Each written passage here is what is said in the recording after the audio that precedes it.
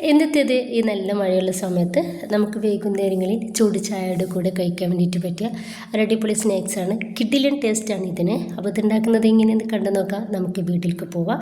കണ്ടുകൊണ്ടിരിക്കുമ്പോൾ ഇഷ്ടമാണെങ്കിൽ നിങ്ങളുടെ സപ്പോർട്ടൊക്കെ ഉണ്ടാവുക. അപ്പോൾ ഞാൻ അതിന് വേണ്ടിയിട്ട് ഒരു പാത്രത്തിലോട്ട് 3 സവാള ചെറുതാക്കിയിട്ട് ഇതുപോലെ കട്ടാക്കി എടുത്തിട്ടുള്ളതാണ്.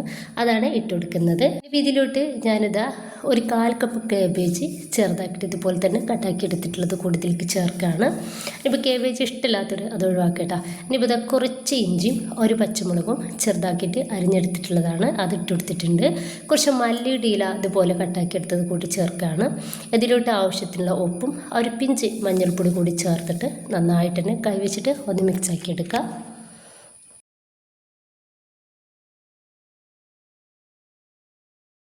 ഇനിയിപ്പോൾ നന്നായിട്ട് മിക്സാക്കി എടുത്തിട്ടുണ്ട്. ഇനിയിപ്പോൾ ഞാൻ എടുത്തിട്ടുള്ളത് 1/2 കപ്പ് അരിപ്പൊടിയാണ്.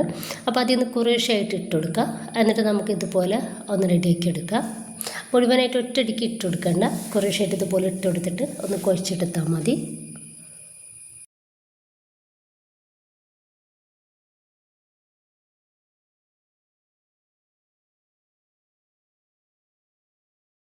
അപ്പോൾ ഞാൻ ഒരു 1/4 കപ്പ് അരിപ്പൊടി കൂടി ഇതിലേക്ക് ചേർത്തിട്ടുണ്ട്. മൊത്തത്തിൽ ഒരു 3/4 കപ്പ് അരിപ്പൊടിയാണ് എടുത്തിട്ടുള്ളത്.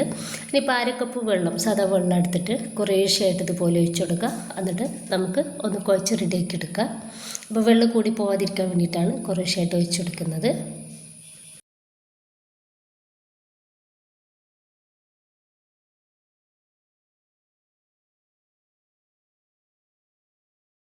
വളരെ സിമ്പിളായിട്ടുള്ളതും അതുപോലെ നല്ല ടേസ്റ്റിയും ക്രിസ്പിയുമായിട്ടുള്ള ഒരു സ്നാക്സാണിത്. ഇതിലേക്കുള്ള ചേരുവകൾ നമ്മുടെ വീട്ടിൽ എപ്പോഴുമുള്ള ആ ഒരു ചേരുവകൾ മാത്രം മതി. അപ്പോൾ അതാ ഞാനിതുപോലെ ഒന്ന് കുഴച്ച് റെഡിയാക്കി എടുത്തിട്ടുണ്ട്. 1/2 കപ്പ് വെള്ളം മാത്രമായിട്ടാണ് നമുക്കിതിലോട്ടായിട്ടുള്ളൂ.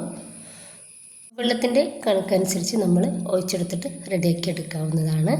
ഇതാ നമ്മൾ കുറേശ്ശായിട്ട് എടുക്കുക. എന്നിട്ട് കയ്യിൽ വെച്ചിട്ട് ഇതുപോലെ ഒന്ന് റെഡിയാക്കിയതിൻ്റെ ശേഷം കൈ വെച്ചിട്ട് തന്നെ ജസ്റ്റ് ഇതുപോലെ ഒന്ന് പരത്തി കൊടുക്കുക. ഈ ഒരു രീതിയിൽ മുഴുവനായിട്ട് തന്നെ നമുക്കൊന്ന് ചെയ്തെടുക്കാവുന്നതാണ്. നന്നായിട്ട് ചൂടായിട്ടുള്ള എണ്ണയിലോട്ട് നമുക്കിതാ ഈ ഒരു സ്നാക്സ് ഇട്ടെടുത്തിട്ട് ഒന്ന് ഫ്രൈ ചെയ്തെടുക്കാം. മീഡിയം ഫ്ലെയിമിൽ ഇട്ടിട്ട് വേണം നമ്മളിതൊന്ന് റെഡിയാക്കി എടുക്കാൻ വേണ്ടിയിട്ട്. 3 പ്രാവശ്യമായിട്ട് നമുക്കിതുപോലെ ഒന്ന് തിരിച്ച് മറിച്ചിട്ട് കൊടുത്തിട്ട് ഒന്ന് റെഡിയാക്കി എടുക്കാം.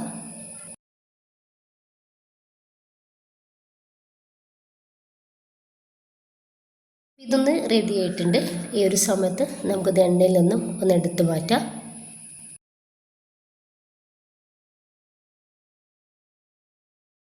അപ്പോൾ അതാ പുറംഭാഗം നല്ല ക്രിസ്പിയും അതുപോലെ തന്നെ നല്ല ടേസ്റ്റും പെട്ടെന്ന് ഉണ്ടാക്കിയെടുക്കാൻ വേണ്ടിയിട്ട് പറ്റിയ അടിപൊളി സ്നാക്സാണ്. കുട്ടികളൊക്കെ സ്കൂളിട്ട് വരുന്ന സമയത്ത് നമുക്ക് വൈകുന്നേരങ്ങളിൽ വേഗത്തിൽ ഉണ്ടാക്കി കൊടുക്കാവുന്നതേ ഉള്ളൂ. എല്ലാവരും ഉണ്ടാക്കി നോക്കുക. നിങ്ങളുടെ അഭിപ്രായങ്ങൾ അറിയിക്കുക. ഇഷ്ടമായിട്ടുണ്ടെങ്കിൽ നിങ്ങളുടെ എല്ലാ സപ്പോർട്ടും ഉണ്ടാവും. ഇൻഷാ അല്ലാഹ്. ഓക്കെ.